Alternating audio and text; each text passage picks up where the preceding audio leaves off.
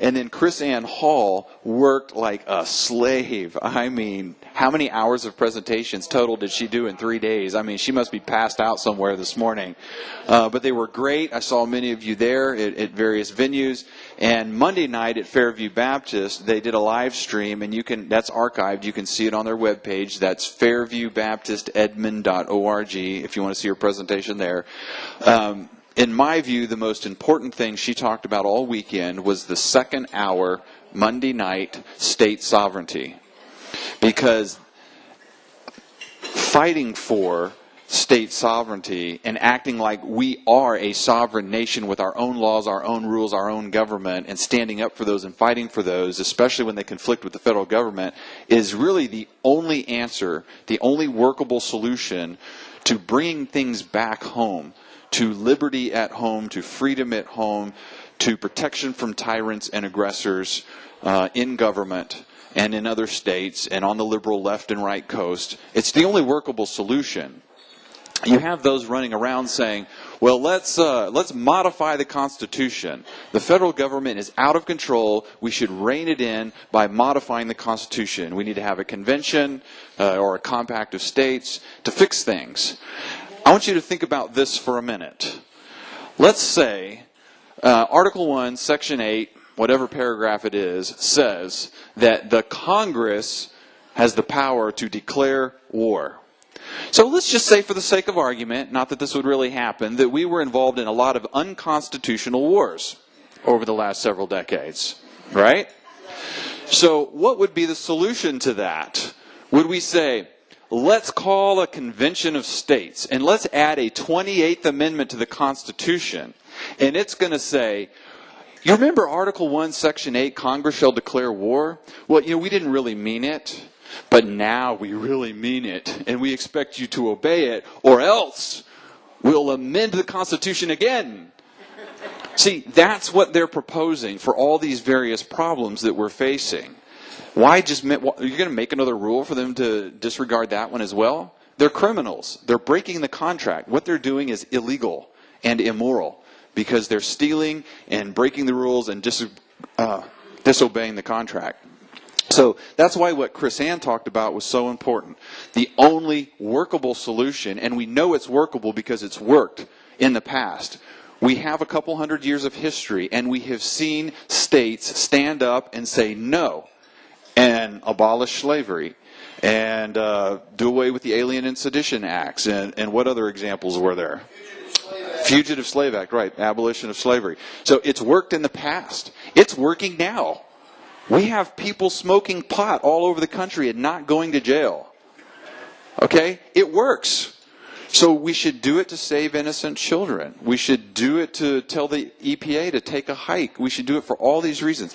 So there's two things we need to bring liberty back home to Oklahoma. We need for our elected officials first to understand these principles of state sovereignty, which is why we work so hard every week to talk about it over and over and over again. It's why we bring Chris Ann Hall to the state and do all of these lectures. By the way, if you didn't get a chance to get one of her books, we have her books available for a donation on our table. And the one that we have specifically deals with state sovereignty and proving that our Constitution is a contract between the states. It wasn't the people at large that created one nation. It was the states who created a union via compact, and she proves it in that book if you want to get a copy of it. So again, number one, it's about the principles and making sure our officials get it. Number two, it's about the people who are our officials. Do they have the right understanding and the courage to fight for it and to do it? That's the two things we've got to get together. And I think there is an awakening. Some of our officials are starting to get it and want to fight for it. I think the greatest example of this right now is H.R. 1004. That's the resolution to ban abortion. There are 21 authors in the House. Travis Dunlap is one of those authors. And it articulates these principles. It spells out the roadmap. The resolution says, abortion's murder, the federal court was wrong, and we should enforce Oklahoma law anyway. That's what we're talking about. The legislature wants to do it. They get it. We've been teaching them and they get it. Okay? So we got to fill in these pieces. We get the legislature to pass these resolutions. It clarifies what the law is.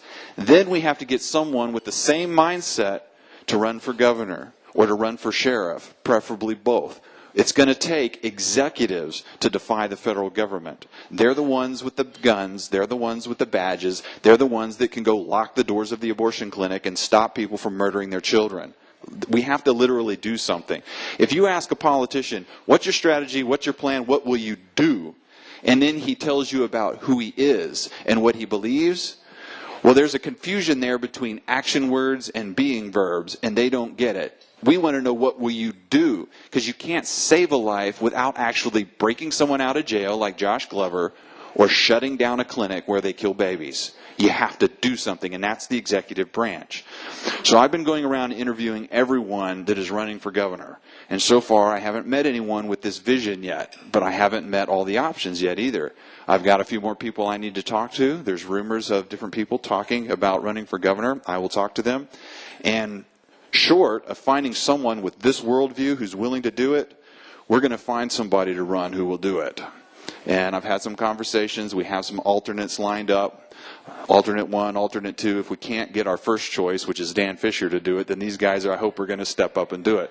By the way, I need all of you to go to Dan Fisher and say, I'm your burning bush, I'm your dove, I'm your voice from heaven. We really need you to do this. He has the charisma, he has the understanding, and if he puts his mind to it, he'll do it right. And so he's my number one choice, but maybe God will provide a different prophet for us.